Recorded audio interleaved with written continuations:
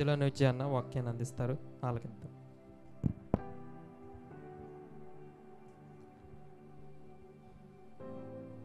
ప్రేమ కలిగిన తండ్రి, మీకే వందనాలు, స్తుతులు, స్తోత్రాలు చెల్లిస్తున్నాం తండ్రి. గడిచిన కాలం అంతా కూడా తండ్రి మీరు మాకు తోడుగా ఉన్నందుకు మీకే కృతజ్ఞతాస్తుతులు చెల్లిస్తాం. చాలామంది తెలుసో తెలియకో ఏం చేస్తారంటే, పిల్లలు పుట్టినప్పుడు చక్కగా మంచిగా భక్తుల పేర్లు పెట్టుకోవడం జరిగిద్ది. అంతేనంటారు కాదంటారా? చాలా రకాలుగా మనం ఆలోచిస్తే ఆ పేరుల్లో ఉన్న ఉద్దేశం ఏంటో మనకు చాలా వరకు అసలు అర్థమే కాదు. ఆ పేర్లు, బైబిల్లో ఉన్న పేర్లు గ్రీకు, హెబ్రీలో ఉన్న పూర్తి అర్థం మనకైతే తెలియదు. ఈ తెలుగులో ఉన్న పేర్లు కూడా మనకు తెలియదు. అంటే ఈ బైబిల్లో ఉన్నాయి, ఆ పదాలు అందులో ఏ భావాన్ని మనకు చూపిస్తున్నాయి, ఆ ఒరిజినల్ భావం ఏంటి అనేది పూర్తిగా అయితే మనకు తెలియదు. ఇప్పుడు పేతురు అని మనం ఇప్పుడు చూసాం, పేతురు గారిని. ఆయన్ని ఫస్ట్ యేసుక్రీస్తు వారిని చూసినప్పుడు ఆయనకి ఏం పేరు పెట్టాడు చెప్పండి? రాయి అని పెట్టాడు. రాయి లాంటోడు. అలాగే శిష్యుల్లో కూడా కొన్ని పేర్లు ఉన్నాయి. వాళ్ళతో పాటు చాలామంది భక్తులు వాళ్ళ పేర్లు కూడా చాలా చాలా రకాలుగా మనం పెట్టేసుకుంటూ ఉంటాం. అవి పెట్టుకోవడం వల్ల మంచిదే, కానీ ఆ పేరును పట్టుకునే దయ్యం ఏం చేస్తుందంటే వాడిని దేవుళ్ళు లేకుండా చాలా దూరంగా తీసుకెళ్ళిపోయింది. ఆ పేరును బట్టే, ఆ పేరు ఇదివరకు ఎంత దేవుళ్ళు వర్క్ చేసింది, దేవుడి కోసం ఎంత బలి అయింది, దేవుని కోసం ఎంత త్యాగం చేసింది, ఆ పేరు గల వ్యక్తి. ఇప్పుడు పౌలు గారు ఉన్నారు, ఆయన ఎంత పరిచర్య చేశాడు, ఎంత గొప్పగా చేశాడు, దేవుని కోసం హతసాక్షిగా మిగిలాడు. అలాంటి పేర్లు పెట్టుకున్న వాళ్ళు చాలామంది ఉన్నారా లేదా మన సమాజంలో? ఆ పేరు పెట్టుకున్నప్పుడు దయ్యం ఏమనుకుంటుంది చెప్పండి ఒకసారి? అసలు మనోళ్ళు కూడా పెట్టినప్పుడు కూడా ఆ పేర్లు మనం కూడా పెట్టుకున్నప్పుడు మనోళ్ళు కూడా ఎలా ఊహించి పెట్టుండొచ్చు. ఆయన కూడా ఒక పరిచర్యలాగా, ఆమె కూడా ఒక సువార్థికునిలాగా దేవుని కోసం పనిచేయాలి అన్న ఉద్దేశంతో పెడతారేమో. లేకపోతే దేవునిలోనే ఉండాలి, దేవునితోనే జీవించాలి. ఆ భక్తులు ఎలా అయితే జీవించారో, వాళ్ళు ఎంతగా వర్క్ చేశారో ఇతరు కూడా అలాగే వర్క్ చేయాలన్న ఉద్దేశంతో పెట్టారేమో, నాకైతే తెలియదు. అంతేనంటారా కాదంటారా? ఈ రోజుల్లో చాలామంది చూడండి, బయట ఎలా ఉందో, మంచిగా పేర్లు అయితే పెట్టుకుంటారు, వాళ్ళు చేసే పని ఎలా ఉంటుంది సమాజంలో? దేవుడికి చాలా దూరంగా ఎక్కడో చెట్ట చివరన ఉన్నట్టుగా కనిపిస్తారు మనకి. ఏదో ఒక దాంట్లో బందీలు అయిపోయి ఉంటారు. ఆ పేరుని చూస్తే చాలా వండర్ అనిపించింది మనకి. మరి తెలిసో తెలియకో చాలామంది పెట్టేసుకుంటూ ఉంటారు అలాగా. దీన్ని బట్టి నేను ఈరోజు కొన్ని విషయాలు చెప్పాలని, బైబిల్ ద్వారాగా మీతో మాట్లాడాలని నేను అనుకుంటున్నాను. ఎలాంటి వ్యక్తి బైబిల్లో మనకు ఒక వ్యక్తి కనిపిస్తాడు. ఆయన పేరు అయితే మనకి సింపుల్గానే ఉంటుంది, బైబిల్లో మనకి సింపుల్గానే కనిపించింది, కానీ ఆయన చేసే పనికి ఆయన పేరుకి ఎటువంటి సంబంధం ఉండదు. ఆయన చేసే పనికి ఆ పేరుకి ఎటువంటి సంబంధం ఉండదు. ఆయన చేసే పని ఏంటంటే అంత మోసపూరితమైనది చేస్తాడు. ఆ పేరు ఏం చెప్తుంది, ఆ పేరులో ఉన్న మీనింగ్ ఏం చెప్పిద్దంటే ఆయన నిర్దోషి, మంచివాడు అని చెబుతుంది. ఆయన చేసే పని ఏంటి చెప్పండి? మోసపూరితమైన పని చేస్తున్నాడు రోజు. దానికి దీనికి ఏమైనా పొంతనుందా? ఏమీ లేదు. అందుకనే దాని గురించి ఎక్స్ప్లెయిన్ చేయాలనే నేను అనుకుంటున్నాను. బయట ఏదేదో పెట్టేసుకుంటూ ఉంటారు. ఆడవాళ్ళు అయితే మరియమ్మ అని, మేరీ అని, అబ్బాయిలకి అయితే బోల్డ్ పేర్లు. ఆ పేరుకి తగ్గ జీవితం అయితే ఉందా అని క్వశ్చన్లు వేసుకోవాలి మనం. ఆ పేరును బట్టి అయినా కొద్దిగా విశ్వాసంతో ఉంటే మంచిది కదా. అని అనిపించింది ఒక్కోసారి. చాలామంది బయట చూస్తే నాకు ఇదే అనిపించింది. పేరును పెట్టైనా అసలు దేవుళ్ళో ఉంటే బాగుంటుంది కదా అని అనిపించింది నాకు. పేరును బట్టి అయినా సరే ఎందుకు అలా ఉండలేదో అన్న కోణం కూడా ఒకసారి ఆలోచించవచ్చు. ఆ పేరులో ఏదో పవర్ఫుల్ ఉంది. అసలు పవర్ఫుల్ వ్యక్తి బైబిల్లో ఎలా చేశాడు, ఆ పేరును బట్టి పెట్టారు. దాన్ని బట్టి దయ్యం ఎంత వెనక్కి తీసుకెళ్ళాలంటే అంత వెనక్కి తీసుకెళ్ళిపోయింది, ఆ పేరుకి అవమానం రావటానికి. ఇదిగో పలానా ఆయన ఇలా చేశాడు, ఇదిగో పలానా ఆయన వ్యక్తి ఇలా చేశాడు, ఆ పేరు గల వ్యక్తి అని అవమానం రావాలి ఆ పేరుకి, ఆ నేమ్కి. ఇలా ఎన్నో కార్యాలు చేపించింది దయ్యం, మనకు తెలియదు. కానీ అలా చాలా చాలా జరిగిపోతుంది సమాజంలో. ఈరోజు కూడా ఒక విషయాన్ని మనం చూద్దాం. అలాంటి విషయమే లోకాసు వార్త, మనందరికీ తెలిసినటువంటి వ్యక్తి అయిన 19వ అధ్యాయము మొదటి నుండి ఒకసారి చదువుకుందాం. లోకాసు వార్త 19వ అధ్యాయం నేను చదువుతున్నాను, చూడండి. ఆయన సంచరించుచు యెరికో పట్టణములో ప్రవేశించి దాని గుండా పోవుచుండెను. ఇదిగో సుంకపు గుత్తదారుడైన ధనవంతుడైన జక్కయ్య అని పేరు గల ఒకడు ఉండెను. జక్కయ్య గారు మనందరికీ తెలిసినటువంటి వ్యక్తే. జక్కయ్య గారు చేసే పని ఏంటి చెప్పండి? ట్యాక్స్ కలెక్టర్, సుంకపు పన్నును వసూలు చేసే వ్యక్తి.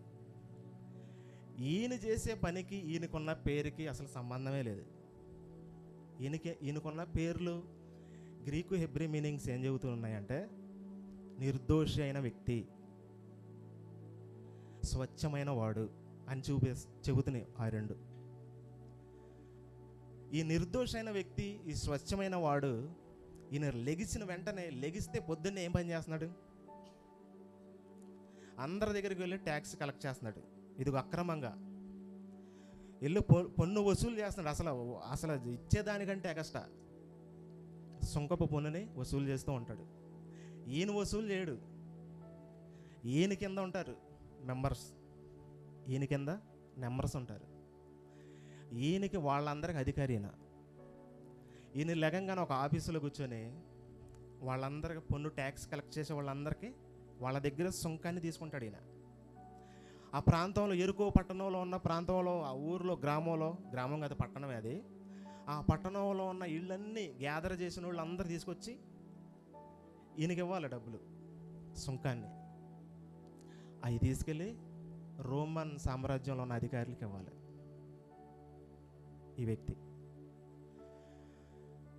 ఈ వ్యక్తి ఏం చేస్తున్నాడు? ఈయన చేసే పనికి దీనికి అసలు ఎటువంటి సంబంధం ఏమైనా ఉందా? ఎటువంటి సంబంధమే లేదు. ఆయన చేసే పని భయంకరమైన పాపక్రియలయ్యి, ప్రతి ఒక్కడి దగ్గర దోచుకోవడం తప్పితే ఏమీ లేదు. ప్రతి ఒక్కడి దగ్గర ఉచితార్థంగా డబ్బులు లాక్కోవడం తప్పితే ఏమీ లేదు. ప్రతిరోజు కూడా, రోజని కాదు కానీ ఒక నెలకో వారానికో డబ్బులు తీయండి, మీరు సంపాదించిన దాంట్లో తీయండి అని వసూలు చేసే దానికంటే ఎగస్ట్రా పన్ను రోమా ప్రభుత్వానికి కట్టాలి. వాళ్ళకి కట్టి దానికంటే ఎగస్ట్రా వసూలు చేయాలి. మళ్ళీ వాళ్ళకు పన్ను చెల్లించాలి కదా. వాళ్ళకు పన్ను చెల్లించాలంటే మరి వీళ్ళకి కావాలి కదా. మరి వీళ్ళకి కావాలంటే ఎగస్ట్రా పన్ను వసూలు చేయాలి మళ్ళీ.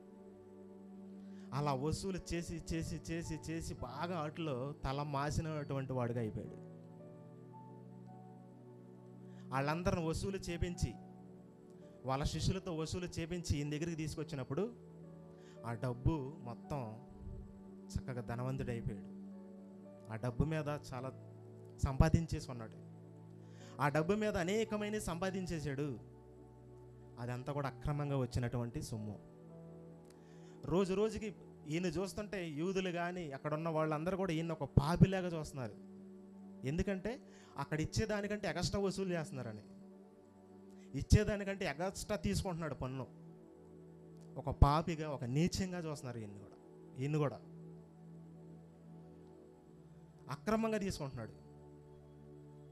మనం కూడా కడుతున్నాం, తెలుసా మీకు ఆ విషయం? ట్యాక్స్ ఎలా కడుతున్నాం అంటే మనం కూడా కడుతున్నాం. షాప్ దగ్గరికి వెళ్ళామనుకోండి, వాడు కొనే ఆటలోనే కట్ చేసేసుకుంటాడు.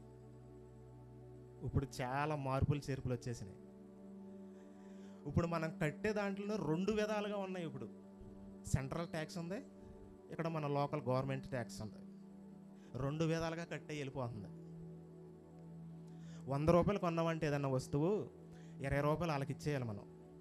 ఇప్పుడు అయితే 1000 రూపాయల సరుకులు కొంటే 200 ఇచ్చేయాలి వాళ్ళకి. ఒక 100 రూపాయలు మోడీ ప్రభుత్వానికి, ఇంకొక 100 చంద్రబాబు ప్రభుత్వానికి. అలా పెట్టేశారు. మనం ప్రత్యేకంగా పన్ను కట్టడం, అవి కట్టడం ఇవి కాదు. ఇంకా ట్యాక్స్ ఆల్రెడీ వసూలు చేసేస్తున్నారు మన దగ్గర నుండి. ఇది కాకుండా ఎగస్ట్రా పన్ను ఉంటుంది కదా, జాగా డబ్బు ఉండేవాళ్ళు, బాగా ఉండేవాళ్ళు, సంపాదించినటువంటి వాళ్ళు ఉంటారు కదా, వాళ్ళ దగ్గర కూడా గవర్నమెంటే వసూలు చేసిద్ది. ఇది ఎంత ఎగస్ట్రా పన్ను రుసుము నీ దగ్గర ఉంది అని గవర్నమెంట్కి తెలియకుండా దొంగ బ్లాక్ మనీ దాచుకోవడం అలా చేస్తూ ఉంటారు. అందుకనే అది ఎప్పుడు బయటికి తీయాలో అప్పుడు తీస్తారు, కానీ పద్దగా తీయరు. ఇతను కూడా ఇదే వరకు చేస్తున్నాడు. ఇప్పుడు ఈ సొమ్ము అంతా కూడబెట్టేసాడు. మొత్తం ఈ సొమ్ము అంతా కూడబెట్టి మొత్తం అంత చక్కగా సంతోషంగా హ్యాపీగా ఎంజాయ్మెంట్గా ఉన్నాడు. ఆయన చేసే పనికి ఆయనకున్న పేరుకి ఎటువంటిది సంబంధమే లేదు. అసలు ఎటువంటి సంబంధం లేదు. ఈయన కూడా ఒక యూదుడు, ఈయన కూడా ఒక ఇజ్రాయేలుడు. అక్కడ ఉన్న ఎరుకో, ఇక్కడ యేసుక్రీస్తు వారు ఆ పట్టణం, ఒక పట్టణం నుండి ఎరుకో మార్గం గుంట ఒక ప్రాంతానికి వెళ్తూ ఉన్నాడు. ఎరుకో పట్టణం ఎలా ఉంటుందంటే, యుద్ధాలతోనూ వాటితోనూ వీటితోనూ గోడలన్నీ పడిపోయి, కట్టినటువంటి మేడల బిల్డింగ్లు కూడా శిథిలాలు కూడా ఉండిపోయి అలా ఉంటుంది అక్కడక్కడ. అటువంటి పట్టణంలో ఈ వ్యక్తి ఉన్నాడు. ఆ మార్గం గుంటనే వెళ్తూ ఉన్నారు. యేసుక్రీస్తు వారు ఎక్కడైనా సరే ప్రసంగం చేసినా, ఎక్కడైనా స్వస్థత చేసినా, అసలు ఆయన నడుచుకుంటూ వెళుతూ ఉన్నగానే సుమారుగా ఆయన చుట్టూ ఒక 1000 మంది ఉంటారు సుమారుగా లెక్కేసుకుంటే. ఆ 1000 మంది కానీ, ఒక 500 మంది కానీ ఆ చుట్టుపక్కల ఉన్న ఈ జక్కయ్య ఎంత ఉంటాడంటే సుమారుగా 3.5 అడుగులు ఉంటాడు. చాలా హైట్ తక్కువ ఉంటాడు. ఈ వ్యక్తి యేసుక్రీస్తుని చూడాలి అని ఫిక్స్ అయ్యాడు. అప్పుడు ఈ వ్యక్తి యేసుక్రీస్తుని చూడాలి అని ఎప్పుడైతే మనసులో అనుకున్నాడో, ఆ యేసుక్రీస్తు వారిని చూడడానికి మనుషులు మొత్తం గుమ్మిగూడిపోయి ఉన్నారు. అక్కడ చూడడానికి ఛాన్స్ లేదు. అసలు పెద్దగా హైట్గా ఉన్న వాళ్ళు కూడా చూడలేరు, ఎత్తుగా ఉన్నవాళ్ళు కూడా చూడలేనటువంటి పరిస్థితి అది. ఇప్పుడు ఈ ప్రాంతానికి ఒక మినిస్టరో లేకపోతే ఒక సీఎంఓ ఎవరన్నా వచ్చారనుకోండి, ఎంతమంది జనాలు ఉంటారు? గుంపు గూడిపోయి ఉంటారు. అసలు ఎవరన్నా చూడడానికి కూడా ఛాన్సే ఉండదు. అందుకని ఆయన ఏం చేశాడంటే, చెట్టెక్కి పైకి చూస్తున్నాడు. కింద మనం ఒకసారి చదువుతాం. చాలండి. ఆయన చూడాలి అని ఫిక్స్ అయిపోయాడు. చూడాలి అంటే, యేసును చూడాలి అంటే ఇప్పుడు మనం ఏమనుకోవాలి? దాంట్లో యేసును చూడాలి అంటే ఆయన మీద విశ్వాసం పెరిగింది. దానికి మనకు పాత నిబంధనలో కూడా ఒక రిఫరెన్స్ ఉంటుంది. అది కూడా ఒకసారి మనం చూద్దాం. ఆయన హృదయం కొద్దిగా చేంజ్ అయినట్టుగా మనకు కనిపిస్తుంది. ఇర్మియా గ్రంథం 29వ అధ్యాయము. ఇర్మియా గ్రంథం 29వ అధ్యాయము 13వ వచనం ఒకసారి చూస్తే, మీరు నన్ను వెదికిన ఎడల పూర్ణ మనసుతో నన్ను గూర్చి విచారణ చేసిన ఎడల మీరు నన్ను కనుగొందురు అనే లేఖనం చెబుతుంది. ఇక్కడ యేసుక్రీస్తుని చూడాలి, అంతమంది జనాలలో వెళ్ళాలంటే తొక్కేసేస్తారు. కాళ్ళ కింద ఎక్కడ ఉంటాడో కూడా తెలియదు. ఒక పిల్లవాడు టైపులో లిటిల్ అనే, ఇంగ్లీష్లో అయితే లిటిల్ మ్యాన్ అని ఉంది, అంటే చిన్నవాడు అని. ఆ లిటిల్ మ్యాన్ అక్కడికి అలల్లోకి వెళ్తే వాళ్ళకి సగానికి వస్తాడో లేదో కూడా అసలు చూడడానికి కూడా లేదు ఛాన్స్, కూతంతే ఉంటాడు కాబట్టి. అక్కడ చూడడానికి కూడా లేదు, కానీ అక్కడ చూసే పరిస్థితుల్లో కూడా లేదు. వాస్తవంగా మనం ఆలోచిస్తున్నా కూడా అంతే. ఇక్కడ యేసుక్రీస్తు ఒక ఇంట్లో మామూలుగా ఒక అతన్ని స్వస్థపరచడానికి వెళ్తాడు. వెళ్ళినప్పుడు ఒక అతన్ని ఆయన దగ్గరికి తీసుకొని రావాలంటే ఒక ఇద్దరు వ్యక్తులు వెళ్ళడానికి అంత జనసమూహం ఫుల్గా ఉంటారు. ఒకసారి చదువుదాం, దాన్ని కూడా మనం చదివితేనే బాగుంటుంది. మార్కు సువార్త 2వ అధ్యాయం మొదటి నుండి ఒకసారి చూద్దాం.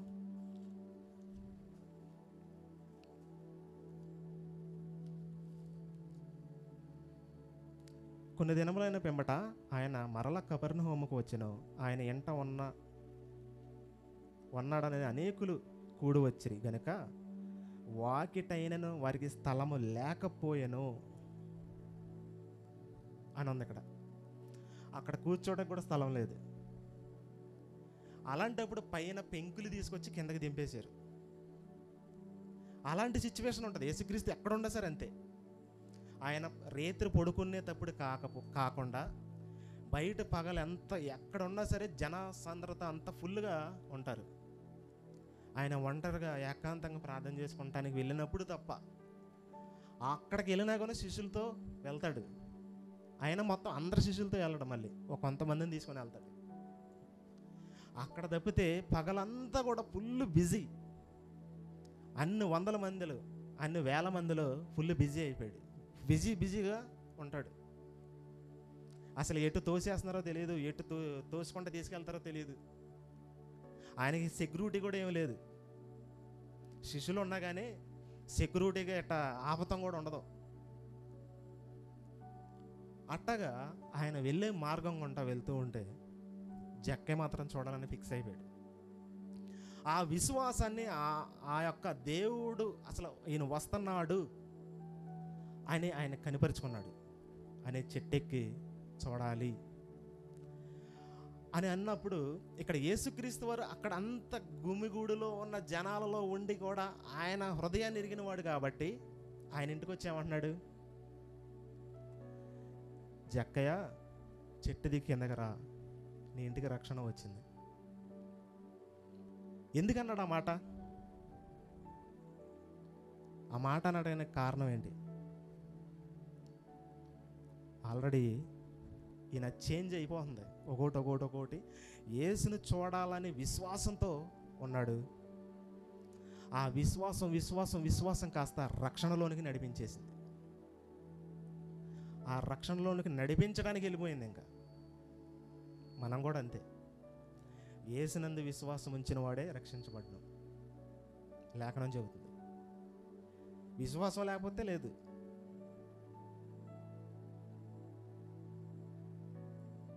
యేసునందు విశ్వాసం ఉంచిన వాడికే రక్షణ. అలా చూడాలని విశ్వాసంతో చెట్టెక్కి పైకెక్కి చూస్తుంటే యేసుక్రీస్తు వారు వచ్చి చెట్టు దిగి కిందకి దిగు, ఇదిగో నీ ఇంటికి రక్షణ వచ్చింది. ఇంటికంటే టోటల్గా అతనున్న ఇంటికి మొత్తానా ఆయనకు మాత్రమేనా అని కూడా ఆలోచించాలి మనం. యూదుల ఆచారం ప్రకారం అయితే దాన్ని ఎలా ఆలోచిస్తారంటే టోటల్ ఇంటిని కూడా యాడ్ చేస్తారు. ఎలా అంటే మనం పౌలు గారు జైలు అధికారి ఉన్నప్పుడు ఆయన పౌలు గారు ఎక్కడ వీళ్ళందరూ ఖైదీలు ఎక్కడ బయటికి వెళ్ళిపోయి చేసుకుంటున్నారని ఒక్కసారి కత్తి దూసి పొడుచుకుంటాడు. పొడుచుకోబోతుంటే ఆపుతాడు పౌలు గారు. ఆ సిచ్యువేషన్లో ఆ జైలు అధికారి ఆ ఇంటి వారికి రక్షణ వచ్చింది. ఎక్కడ చూసుకుంటే ఇక్కడ ఈయన కుటుంబం ఉందో లేదో మనకైతే ఇక్కడ ప్రస్తావించలేదు. ఈయన కుటుంబం ఉందో లేదో మనకైతే తెలియదు. పాత నిబంధనలో మరి ఈ వ్యక్తి అనే వ్యక్తి పాత నిబంధనలో ఉన్నాడా అంటే ఒక వ్యక్తి ఉంటాడు. ఆ ఒక వంశం ఉంటుంది, జక్కయ్య వంశం. అది కూడా ఒకసారి చూద్దాం. ఇజ్రాయేలీలు కానాను నుండి ఐగుప్తు నుండి కానానికి వచ్చినప్పుడు ఎజ్రా నెహెమియా గారు గోత్రాల వారుగా సంఖ్యలు లెక్కేస్తారు కదా. ఏ గోత్రం వాళ్ళు వచ్చారు, ఎవరెవళ్ళు స్వాధీనపరుచుకున్నారు, ఎవరెవళ్ళు రాలేదని మొత్తం లిస్టు రాస్తారు వాళ్ళు. ఆ వంశం వాళ్ళు 400 మంది, ఈ వంశం వాళ్ళు 500 మంది అని రాస్తూ ఉంటారు. ఆ వంశంలో ఈ వంశం వాళ్ళు కూడా, ఈ పేరు గల వ్యక్తులు కూడా ఉంటారు. ఒకసారి మనం చూద్దాం. నెహెమ్యా గ్రంథం 7వ అధ్యాయము 14వ వచనం ఒకసారి చూద్దాం. జక్కయ్య వంశస్థులు 760 మంది. ఎంతమంది? జక్కయ్య వంశస్థులు. మరి ఆయనకి ఏమైనా టాలీ ఉందో మనకైతే తెలియదు. ఈ వంశస్థులకి ఇక్కడ ఉన్న జక్కయ్యకి ఈ వంశం నుండి వచ్చాడో మనకైతే తెలియదు, కానీ పూర్తి ఇన్ఫర్మేషన్ అయితే మనకు తెలియదు. కానీ వాస్తవంగా మనం ఆలోచిస్తే ఇక్కడ ఈయన చేసే వృత్తికి, ఈయన చేసే దానికి, ఈయనకున్న పేరుకి అసలు ఎటువంటి పొంతనే లేదు.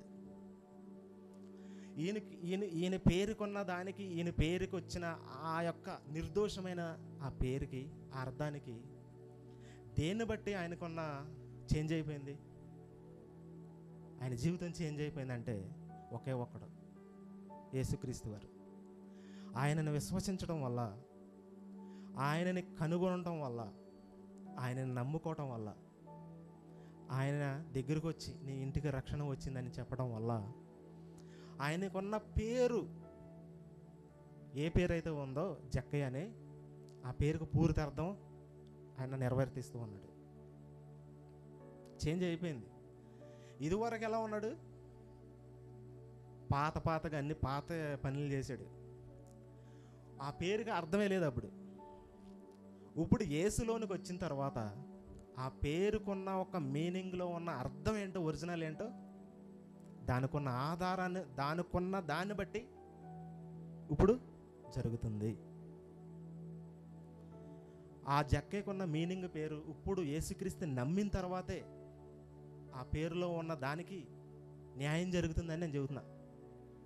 అంతకుముందు న్యాయం లేదు, అన్యాయమే, మొత్తం అన్యాయమే. మరి 4 అంతలు ఎందుకు ఇచ్చేస్తాను అన్నాడు? ఇక్కడ దేవుడిని నమ్ముకున్నాడు. నమ్ముకున్న తర్వాత నేను 4 అంతలు ఇచ్చేస్తా అని చెప్పడానికి గల కారణం ఏంటి? మోషే ధర్మశాస్త్రం ప్రకారం చేశాడు. ఒకటి దగ్గర అన్యాయంగా తీసుకుంటే నువ్వు తిరిగి 4 అంతలు ఇవ్వాలని చెప్పాడు దేవుడు. ఒకటి దగ్గర అన్యాయంగా నువ్వు దొంగతనం చేసినా, ఒకటి దగ్గర అన్యాయంగా నువ్వు సొమ్ము తీసుకున్నా, ఒకటి దగ్గర ఎద్దు కానీ, ఆవు కానీ, గొర్రె కానీ అన్యాయంగా నువ్వు తీసుకుంటే దానికి 4 అంతలు రెట్టింపు ఇవ్వాలని చెప్పాడు. ఒకసారి చూడండి, అది కూడా ముగించేసుకుందాం. 22వ అధ్యాయము 1 నుండి ఒకసారి చూద్దాం. ఒకడు ఎద్దునైనను గొర్రెనైనా దొంగిలించి దాన్ని అమ్మినను చంపినను ఆ ఎద్దుకు ప్రతిగా 5 ఎద్దులను, ఆ గొర్రెకు ప్రతిగా 4 గొర్రెలను ఇయ్యవలెను అని చెప్పాడు. ఈయన ఏం చేస్తున్నాడు మరి? అక్రమంగా తీసేసుకోవటమే. మొత్తం ప్రతిది కూడా అక్రమంగా తీసుకుంటుంటే వాళ్ళకి తీసుకున్న దాంట్లో పేదలకి 4 అంతలు ఇచ్చేస్తానని చెప్పేశాడు. ఇక్కడ ధర్మశాస్త్రం దాన్ని చేస్తున్నాడు. దేవుడు చెప్పిన రూల్ని ఫాలో అవుతున్నాడు. ఇప్పుడు దేవుడు ఏ కట్టడలు అయితే పెట్టేటప్పుడు ఆ కట్టడలను ఫాలో అవుతున్నాడు. యేసునందు విశ్వాసం ఉంచిన వాడే ఈ పనులు చేస్తాడు. నీ ఇంటికి రక్షణ వచ్చింది అన్నాడు. నీ ఇంటికి రక్షణ వచ్చింది అని చెప్పినప్పుడు నా ఆస్తిలో సగం పేదలకు ఇచ్చేస్తున్నాను అని చెప్పాడు. అలా ధర్మశాస్త్రంలో ఉన్న దాని ప్రకారంగానే ఇక్కడ చేశాడు. ఆయన కూడా అప్పుడు యేసుక్రీస్తు వారు అప్పుడు ఏమంటున్నాడు? నువ్వు కూడా అబ్రహాము కుమారుడివే. అలా అనడానికి రీజన్ ఏంటి? అసలు యేసుక్రీస్తు వారు చెప్పకముందు కూడా అబ్రహాం కుమారుడేగా, అంతేనా కాదా? అక్కడి నుండే వచ్చింది. యోధా గోత్రం, యోధులు, ఇజ్రాయేలు వీళ్ళందరూ కూడా యోసేపు, యాకోబు గారి సంతానమే కదా. ఆయన కూడా అక్కడ వెనక్కి చూసుకుంటే అక్కడ అబ్రహాం గారికి వాగ్దానం చేసినప్పుడు ఇస్సాకు ఏళ్ళ నుండే కదా వచ్చింది. మరి ఇక్కడ పైపిచ్చి ఇలా ఎందుకు అంటున్నాడు యేసుక్రీస్తు? నువ్వు కూడా అబ్రహాం కుమారుడివే. శరీరాన్ని బట్టి కాదు అనేది, విశ్వాసాన్ని బట్టి అంటున్నాడు. ఇక్కడ గలతీ పత్రిక మనకు క్లియర్గా చెబుతుంది. పౌలు గారు 3వ అధ్యాయము గలతీలకు రాసిన పత్రిక 3వ అధ్యాయం 7వ వచనం ఒకసారి చూస్తే, కాబట్టి విశ్వాస సంబంధులే ఆ అబ్రహాము కుమారులని తెలుసుకొనుడి. ముందు అని చెబుతున్నాడు. విశ్వాసమును బట్టి విశ్వాసమును పొందుకున్న వారే అబ్రహాం కుమారులు. అది ఇక్కడ యాడ్ చేస్తాడు పౌలు గారు. అక్కడ ఇతను కూడా అబ్రహాం కుమారుడే అంటే యూదులకి యేసుక్రీస్తుకి ఘర్షణ జరిగిద్ది. యోహాను సువార్తలో 6వ అధ్యాయంలో, మేం కాదా, మేము మోషే పిల్లలం, నువ్వే కాదు అని అక్కడ ఘర్షణ జరిగిద్ది. నేను అబ్రహాం కంటే ముందున్న వాడిని అని చెబుతాడు. ఇక్కడ పైపెచ్చు ఇక్కడ వీళ్ళందరూ కూడా ఉండొచ్చు, అక్కడ యూదులు ఉండొచ్చు. ఆల్రెడీ ఎరుకో వెళ్ళే ప్రాంతంలో, అక్కడ ఆయన వెళ్ళే ప్రాంతంలో అన్ని వందల మంది ఉన్నారంటే ఆయన రాళ్లతో కొట్టడానికి కూడా చూసేవాళ్ళు ఉంటారు. ఆయన చేసే పనులకి, ఆయన చేసే వర్క్కి యూదులు ఎప్పుడు కూడా కుట్ర పన్నుతూనే ఉన్నారు. ఈయన్ని ఎప్పుడు చంపేయాలి, ఈయన్ని ఎప్పుడు రాళ్లతో కొట్టి చంపేయాలి. మరి వాళ్ళు కూడా చూస్తారు అక్కడ, వాళ్ళకేమని అర్థమై ఉంటుంది మనకి, ఆయన నువ్వు చెప్పబోయిన అబ్రహాం కుమారుడే అనుకుంటారు వాళ్ళు. అంతేనా కాదా? అది ఆత్మీయమైన విషయాలు ఆత్మకు సంబంధానికి తెలుస్తాయి అంటారు. ఇదే ఆత్మ సంబంధమైన విషయాలు ఆత్మకే తెలుస్తాయి. 19వ అధ్యాయము లోకసువార్త 19వ అధ్యాయం 8వ వచనం చూస్తే, జక్కయ్య నిలువబడి, ఇదిగో ప్రభువా, నా ఆస్తిలో సగము పేదలకు ఇచ్చుచున్నాను. నేను ఎవరిని యొద్దనైనా అన్యాయముగా దేనినైనా తీసుకుని ఎడల అతనికి 4 అంతలు మరలా చెల్లించునని ప్రభువుతో చెప్పాను. అందుకు యేసు, అతడును అబ్రహాము కుమారుడే, ఎందుకనగా నేడు ఈ ఇంటికి రక్షణ వచ్చి ఉన్నది అని చెప్పాడు. యేసుక్రీస్తు చూడడంలో ఆయన ప్రధాన పాత్ర పోషించాడు. ఆయన కనుగొనటంలో, అంతమంది జనాలలో కూడా ఉన్న ఆయన చెట్టెక్కి చూడాలి అన్న ఆలోచన, ఆ విశ్వాసాన్ని ఆయన రక్షణలోనికి నడిపించింది. యేసుక్రీస్తుని చూశాడు, సొంత రక్షకుడిగా అంగీకరించాడు, ఇదిగో రక్షణ వచ్చింది అన్నాడు. ఆయనకున్న పేరు, ఆ పేరులో ఉన్న మీనింగ్స్ నిర్దోషమైనది, శ్రేష్టమైనది, ఈ పూర్తి అర్థాలు యేసుక్రీస్తులను వచ్చిన తర్వాతనే ఆయన బ్రతుకుచూ ఉన్నాడు. అసలు ఒరిజినాలిటీ బ్రతుకుచూ ఉన్నాడు. అంతకుముందు అంతా దోపిడీ వ్యాపారం, అంతకుముందు అంతా మనుషుల్ని వాళ్ళు చేసే పనుల్లో కూడా సగం తీసేసుకోవడం, డబ్బు, అలాంటి వ్యాపారం చేస్తూ ఉన్నాడు. ఒక విధంగా వడ్డీ వ్యాపారం లాంటిది అనుకోండి, చాలా భయంకరం. కానీ ఎప్పుడైతే దేవుణ్ణి నమ్ముకున్నాడో, ఎప్పుడైతే యేసునందు విశ్వాసం ఉంచాడో, ధర్మశాస్త్రం ప్రకారంగా ఆయన చేయవలసింది చేసేసాడు. నా ఆస్తిలో పేదలకు పంచిపెడుతున్నా.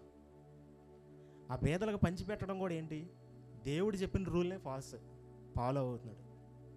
ఆ దేవుడు పెట్టిన రూల్నే అక్కడ ఫాలో అవుతూ ఉన్నాడు.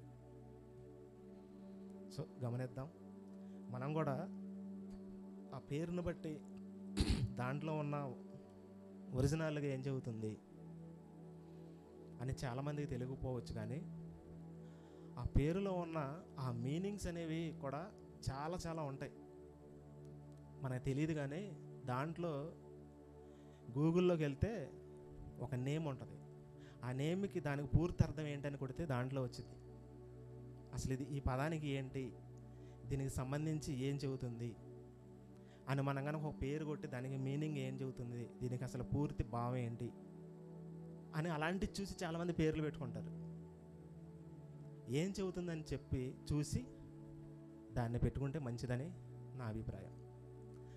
ఒకవేళ దేవుడి కోసమే కట్టబడి మొత్తం అంతా ఆయనకే మన జీవితం అంతా నా మొక్కుబడి చేసేసుకున్నా, ఇక నాకు పుట్టేవాళ్ళు ప్రతి వాళ్ళు కూడా ఆయనకే ప్రతిష్ఠిస్తాను, ఆయనకే ప్రతిష్ఠింపబడి చేస్తాను, మొక్కుబడి చేస్తాను అని చేసుకొని అలా చేస్తే చాలా ఇంకా మంచిది.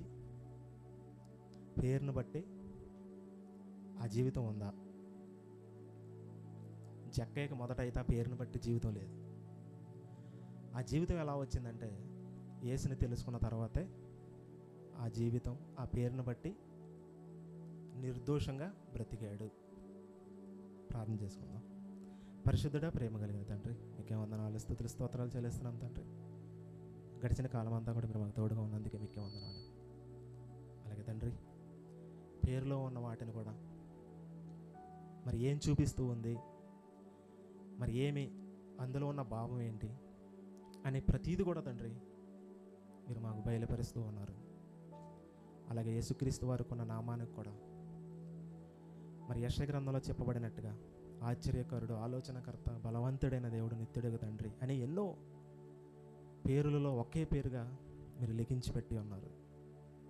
అవన్నీ రెండు విధాలుగా మేము చూసిన, ఒకటికి దైవానికి సంబంధించింది, ఒకటి నరుడికి సంబంధించినటువంటి నేమ్స్గా మేము చూస్తూ ఉన్నాం తండ్రి.